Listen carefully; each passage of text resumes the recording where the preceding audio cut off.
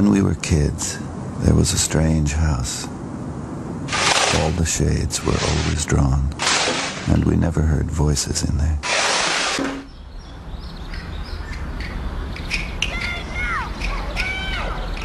And the yard was full of bamboo, and we liked to play in the bamboo, pretend we were Tarzan, although there was no Jane.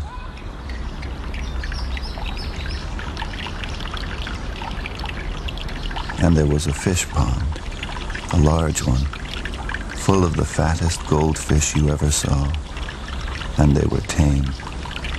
They came to the surface of the water and took pieces of bread from our hands. Our parents had told us, never go near that house.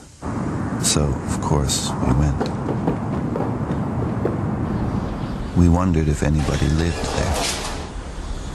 Weeks went by, and we never saw anybody. Then, one day, we heard a voice from the house. You goddamn whore! It was a man's voice. Then the screen door of the house was flung open, and the man walked out. He was holding a fifth of whiskey in his right hand. He was about 30. He had a cigar in his mouth, needed a shave. His hair was wild and uncombed, and he was barefoot in undershirt and pants. But his eyes were bright. They blazed with brightness. And he said, Hey, little gentleman. Having a good time, I hope. Then he gave a little laugh and walked back into the house.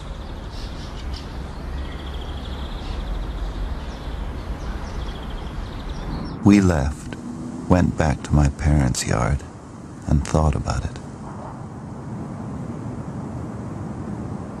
Our parents, we decided, had wanted us to stay away from there because they never wanted us to see a man like that, a strong, natural man with beautiful eyes. Our parents were ashamed that they were not like that man. That's why they wanted us to stay away.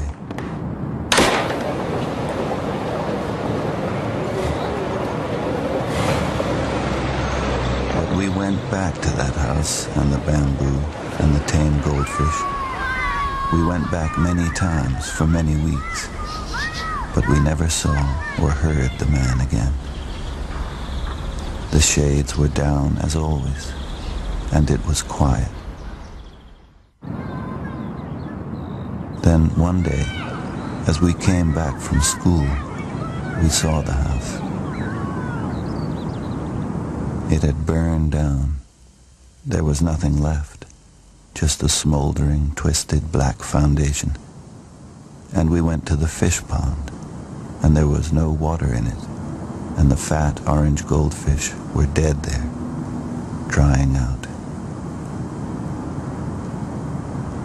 We went back to my parents' yard and talked about it, and decided that our parents had burned their house down, had killed them, had killed the goldfish, because it was all too beautiful. Even the bamboo forest had burned. They had been afraid of the man with the beautiful eyes.